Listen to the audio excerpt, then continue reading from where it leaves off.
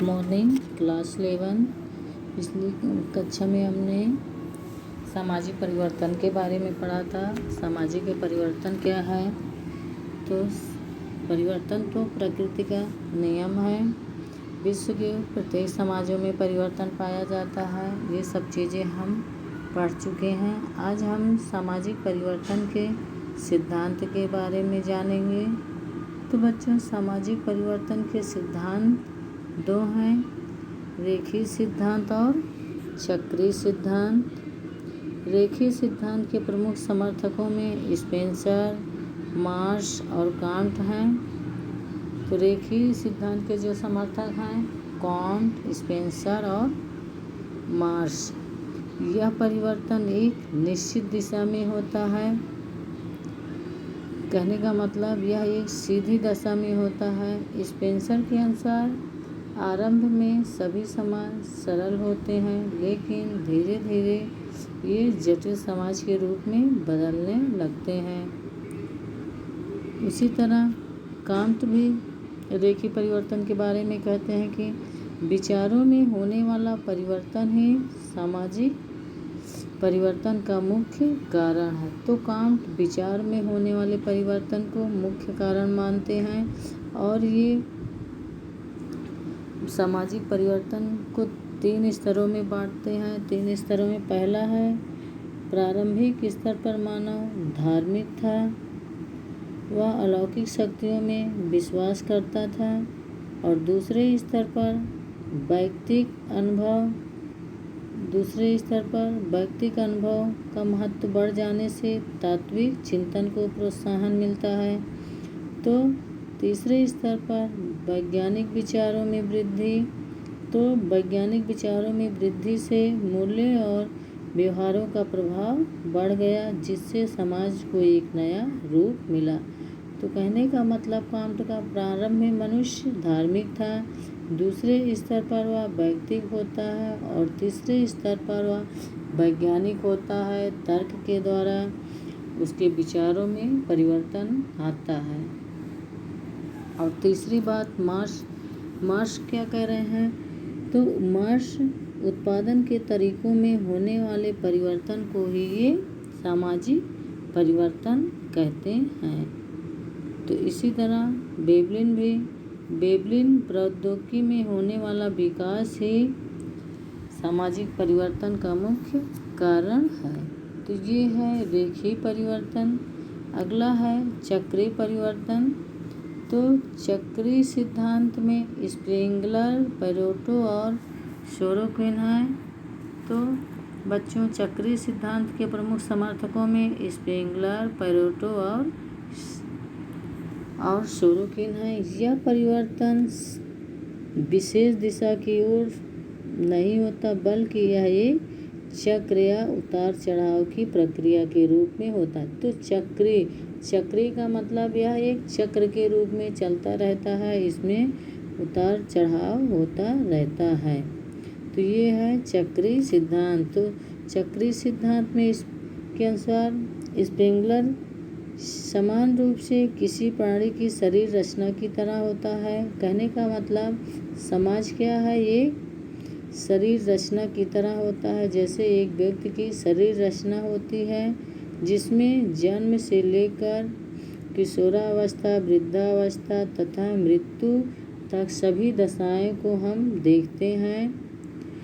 और इसी प्रकार समाज में कुछ सभ्यताओं का भी जन्म होता है, उनका पतन हो जाता है और उनकी जगह नई सभ्यताओं का जन्म होता है।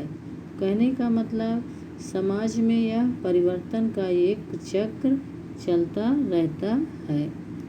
तो उसी तरह पैरेटो ने भी समाज में व्यक्ति राजनैतिक, आर्थिक, सामाजिक रूप से बहुत शक्तिशाली होते हैं, जिन्हें अभिजन वर्ग या एलीट कहा जाता है। तो चक्रीय सिद्धांत का मतलब समाज में एक चक्र चलता रहता है, जिसमें परिवर्तन होता रहता है। आगे है सामाजिक परिवर्तन के आयाम। सामाजिक परिवर्तन के सामान्य कारण। तो सामान्य कारकों में कई कारक हैं। पहला है जैविकी कारक। तो जैविकी कारकों का संबंध उन दशा से है जो मनुष्य की जैविक संरचना से संबंधित होते हैं। तो इस संबंध में सर्वप्रथम डार्विन ने अपने विचार दिए थे। डार्विन के अनुसार सभी पशुओं और पौधों की रचना इस तरह से होती है कि वह एक विशेष तरह के पर्यावरण से अनुकूलन कर पाते हैं, और डार्विन के इसी विचार से प्रभावित होकर स्पेंसर ने भी अनुकूलन की प्रक्रिया को सामाजिक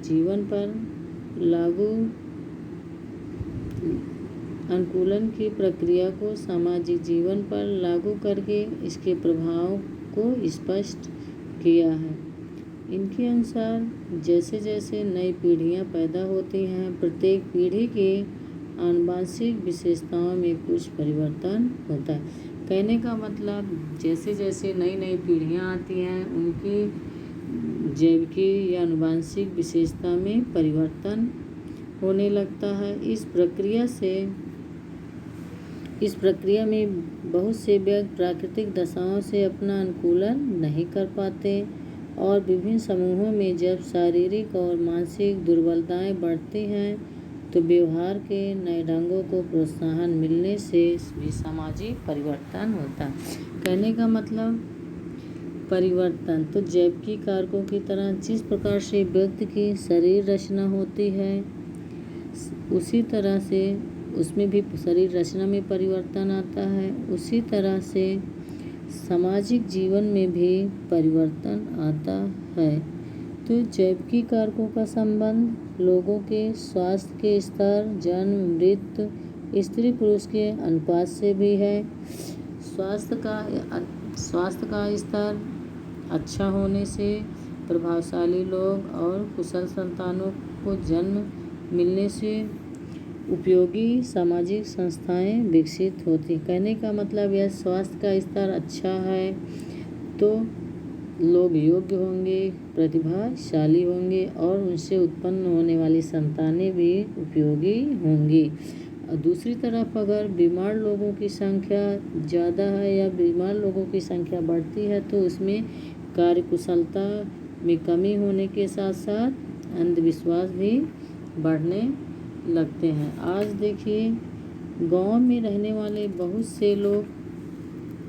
से व्यक्ति प्रकृति के खुले वातावरण से दूर हटकर नगरों की गंदी बस्तियों में रहने लगते हैं, जहां बीमारियां, निर्धनता के साथ साथ समाज में नई समस्याएं भी बढ़ती हैं। तो जन्म दर और मृत्यु दर एक जैविकी कारक है।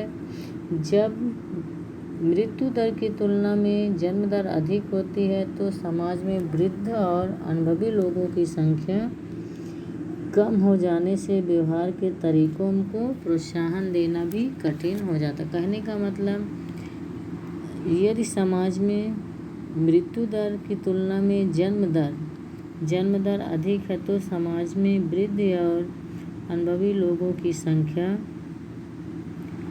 कम हो जाने से उनके व्यवहार के जो तरीके हैं उनको प्रोत्साहन देना भी कठिन हो जाता है। कहने का मतलब यदि जन्म दर कम करने के लिए कृत्रिम साधनों का उपयोग बढ़ता है तो इससे नैतिकता संबंधी अनेक सांस्कृतिक मूल्य भी बदलने लगते हैं। जीववादी यह मानते हैं कि स्त्री पुरुष का अनुपात भी विवाह, नातेदारी, पारिवारिक सत्ता, लिंग पर आधारित स्वतंत्रता जैसी विशेषताओं को भी प्रभावित करता है। तो इस प्रकार जैविकी कारक सामाजिक परिवर्तन का मुख्य कारण है। अगला है पर्यावरण और भौगोलिक कारण। तो प्राकृतिक दशाओं और पर्यावरण परिस्थिति का समाज की संरचना और मानव व्यवहार पर हमेशा ही प्रभाव पड़ा है। आरंभिक समाज में मनुष्य प्राकृतिक प्रभावों का सामना नहीं कर पाता था। रेगिस्तानी, पहाड़ी और मैदानी भागों की प्राकृतिक दशाओं के अनुसार उसकी वेशभूषा, आजीविका के तरीके, विभिन्न व्यवहार निर्धारित होते थे। कहने का मतलब व्यक्ति प्रारंभ में जहाँ जैसी स्थिति होती थी, उसी प्रकार की वेशभूषा, उसी तरह रहन सहन, खान पान के उसके व्यवहार निर्धारित होते थे। वर्तमान युग में विकसित प्रौद्योगिकी के कारण मनुष्य ने भौगोलिक दशाओं पर अपना नियंत्रण स्थापित कर लिया, लेकिन फिर भी प्रकृति पर मानव समाज की निर्भरता समाप्त नहीं हुई, बल्कि इसमें कुछ परिवर्तन आया है।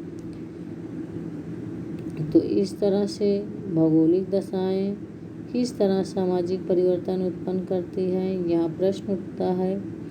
इससे तरह तरह की प्राकृतिक विपदाओं के आधार पर हम समझ सकते हैं। जैसे आज भी भूकंप, ज्वालामुखी से होने वाले विस्फोट, ज्वार भाटा, सुनामी जैसी दशाएं पूरे समाज को बदल देती हैं और इन सब का व्यापक प्रभाव पड़ता है और समाज पहले की स्थिति में नहीं लौट पाता है। उदाहरण के लिए देखिए, कुछ समय पहले इंडोनेशिया, श्रीलंका, अंडमान निकोबार द्वीप, तमिलनाडु में और केरल के काफ़ी हिस्सों में सुनामी आया। सुनामी के कारण लाखों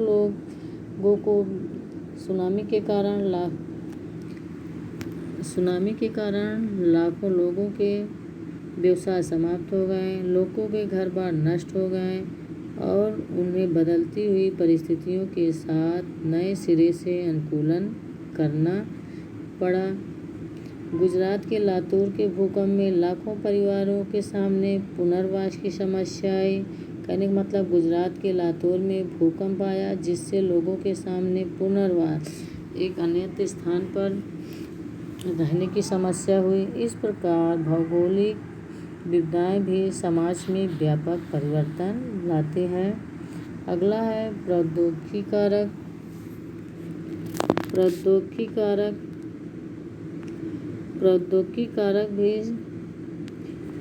प्रौद्योगिकी कारकों का अभिप्राय उन विकसित मशीनों और उपकरणों से है जो मनुष्य के विभिन्न ज़रूरतों को पूरा करते हैं। वर्तमान युग में प्रौद्योगिकी विकास सामाजिक परिवर्तन के सबसे महत्वपूर्ण कारकों में से एक है। अब कृषि, विभिन्न वस्तुओं के उत्पादन, परिवहन के क्षेत्र में अनेक प्रकार की मशीनों का आविष्कार से बहुत से नए नए उद्योगों का विकास हुआ। नगर तथा गांव के लोग एक दूसरों के संपर्क में आए और लोगों के समूहों के बीच सांस्कृतिक संपर्क बढ़ा। व्यक्ति के आर्थिक स्तर में सुधार होने से उनके जो परंपरागत विश्वास थे वो कमज़ोर पड़ने लगे। समाज में विभिन्न वर्गों का निर्माण हुआ। नगरों में बढ़ते हुए अपराध और नई जीवन प्रणाली के कारण सामाजिक कानूनों में भी परिवर्तन आया। परिवार में अब प्रेशर कुकर, टेलीविज़न, टेलीफोन का उपयोग बढ़ गया। स्त्रियां भी अब बाहरी जगत में से परिचित हुई और खाली समय का उपयोग करने लगे। अब पहले की तुलना में स्त्रियों के जीवन स्तर में काफ़ी परिवर्तन आया। संचार और प्रौद्योगिकी के विकास ने सामाजिक संबंधों को पूरी तरह से बदल दिया। तो कहने का मतलब बच्चों, प्रौद्योगिकी के द्वारा अब जहाँ कृषि था, कृषि के स्थान पर नए नए यंत्रों का प्रयोग हुआ, नई नई मशीनों का प्रयोग हुआ जिससे उत्पादन बढ़ा। परिवहन के क्षेत्र में नए नए मशीनों का प्रयोग हुआ। लोग गांव और नगर एक दूसरे के संपर्क में आए। इससे लोगों के बीच की दूरियां कम हुई। व्यक्तियों में अब अंधविश्वास की जगह वैज्ञानिकता का महत्व बढ़ा। नए नए वर्गों का निर्माण हुआ। नगरों में अब अपराध बढ़ा। अपराधों के बढ़ने के कारण नई कानूनी व्यवस्था लागू हुई। अब लोगों में क्या, टेलीविज़न, टेलीफोन, इन सब का महत्व बढ़ गया। स्त्रियों को जीवन में भी पूरी तरह से परिवर्तन आया। तो कहने का मतलब, प्रौद्योगिकी के द्वारा हमारे समाज की पूरी संरचना में परिवर्तन आया। इस प्रकार नई प्रौद्योगिकी दशाओं ने गतिशीलता में वृद्धि की। खान पान, सामाजिक संपर्क के पुराने नियमों को शिथिल कर दिया, धीमा कर दिया। एकाकी परिवारों में अब वृद्धि हुई। कहने का मतलब, पहले जहाँ संयुक्त परिवार थे, एक ही परिवार में 3-4 पीढ़ियों के लोग रहते थे। अब उनके स्थान पर एकाकी परिवार हो गया। स्त्रियों और युवकों के अधिकारों में वृद्धि हुई। अगला है सांस्कृतिक कारक। तो किसी समाज की जो सांस्कृतिक विशेषता है उसमें जो परिवर्तन आया वो सांस्कृतिक परिवर्तन आया। संस्कृति के अंतर्गत हम धर्म, नैतिकता, विश्वास, प्रथा, परंपरा, मनुष्य द्वारा विकसित विभिन्न तरह के भौतिक और अभौतिक तत्वों को सम्मिलित करते हैं। तो कहने का मतलब संस्कृति के अंतर्गत हम धर्म, नैतिकता, विश्वास, प्रथा, परंपरा और मानव द्वारा विकसित सभी भौतिक और अभौतिक वस्तुओं को सम्मिलित करते हैं। इन विशेषताओं में जब कोई परिवर्तन होता है तब समाज के व्यवहार के नए ढंगों तथा नई संस्थाओं का विकास होने लगता है। अनेक विद्वानों ने सांस्कृतिक कारकों के अंतर्गत मुख्य रूप से 4 कारकों को उत्तरदायी माना है: सांस्कृतिक विलंबना, सांस्कृतिक संघर्ष, पर सांस्कृतिक ग्रहण और मूल्यों तथा विश्वासों में परिवर्तन। तो सांस्कृतिक विलंबना, तो सांस्कृतिक विलंबना की अवधारणा अकबर ने दिया है और इन्होंने इस संस्कृति के 2 पक्ष बताए हैं। पहला है भौतिक और दूसरा अभौतिक। तो भौतिक संस्कृति के अंतर्गत मशीनें, उपकरण, संचार, परिवहन साधन। कहने का मतलब भौतिक संस्कृति में मानव अपनी सुख सुविधाओं के लिए जो विकसित किया है वो भौतिक संस्कृति है। और अभौतिक का संबंध हमारे विश्वासों, प्रथाओं, परंपराओं और विचारों से है।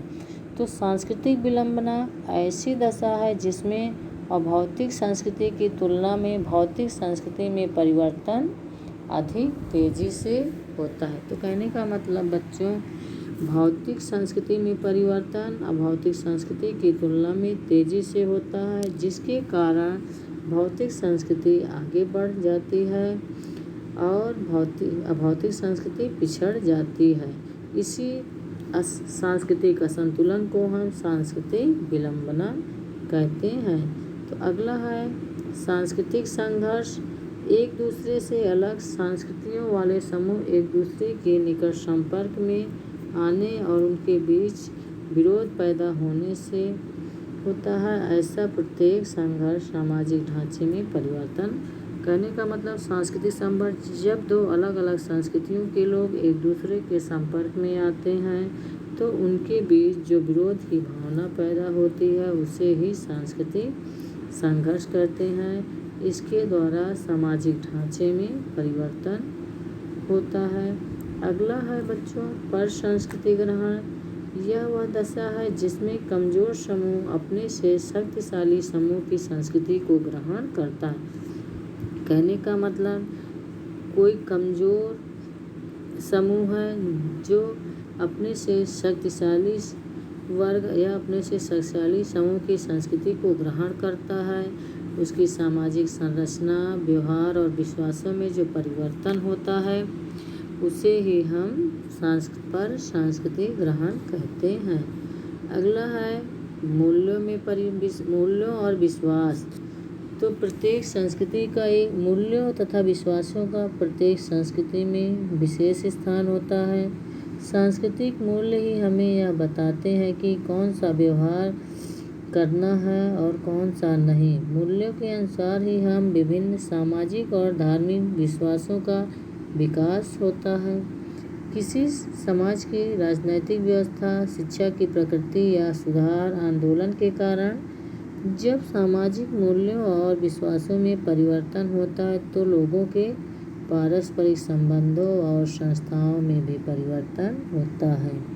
यह ऐसा सांस्कृतिक कारक है जिसके आधार पर हम अपने समाज, जाति व्यवस्था, स्त्रियों की परंपरागत परिस्थिति, पवित्रता, अपवित्रता संबंधी व्यवहारों में होने वाले परिवर्तन को समझ सकते हैं। तो कहने का मतलब जो हमारे मूल्य और विश्वास हैं यह ही हमें बताते हैं कि हमें किस तरह का या कैसा व्यवहार करना चाहिए। अगला कारक है आर्थिक कारक। आर्थिक कारकों में आर्थिक कारक। तो सामाजिक परिवर्तन के लिए आर्थिक कारकों में होने वाला परिवर्तन भी मुख्य है। इसमें मुख्य रूप से उत्पादन के स्वरूप, संपत्ति की प्रकृति, व्यवसाय की प्रकृति, आर्थिक प्रतिस्पर्धा, श्रम विभाजन आदि को हम सम्मिलित करते हैं। तो मार्क्स ने सामाजिक परिवर्तन के लिए आर्थिक कारकों को सबसे अधिक महत्वपूर्ण माना है। तो मार्क्स का कहना है कि उत्पादन के ढंगों में होने वाला परिवर्तन ही सामाजिक परिवर्तन होता है। जैसे जब हम उत्पादन का कार्य हाथ से किया जाता था तो सामाजिक संबंधों का रूप सरल और परंपरावादी था। बाद में जब इसका उत्पादन मशीनों के द्वारा होने लगा तब एक नए श्रमिक वर्ग का निर्माण हुआ जो शोषण से बचने और अपने अधिकारों को प्राप्त करने के लिए पूंजीपतियों से संघर्ष करने लगा। तो इस संघर्ष ने सामाजिक ढांचे और सामाजिक संबंधों में व्यापक परिवर्तन किया। तो कहने का मतलब यहाँ मार्क्स का उत्पादन के ढंगों में होने वाला परिवर्तन ही सामाजिक परिवर्तन है। प्रारंभ में उत्पादन सरल था जिससे लोगों के सामाजिक संबंध सरल थे। बाद में जब उत्पादन में मशीनों का प्रयोग होने लगा तब एक नए वर्ग का जन्म हुआ जो शोषण से बचने के लिए और अपने अधिकारों को प्राप्त करने के लिए पूंजीपतियों से संघर्ष करने लगा। इसी संघर्ष से सामाजिक ढांचे और संबंधों में परिवर्तन हुआ। तो ये है बच्चों सामाजिक परिवर्तन के कारक। इसको अच्छे से पढ़ लीजिएगा। धन्यवाद।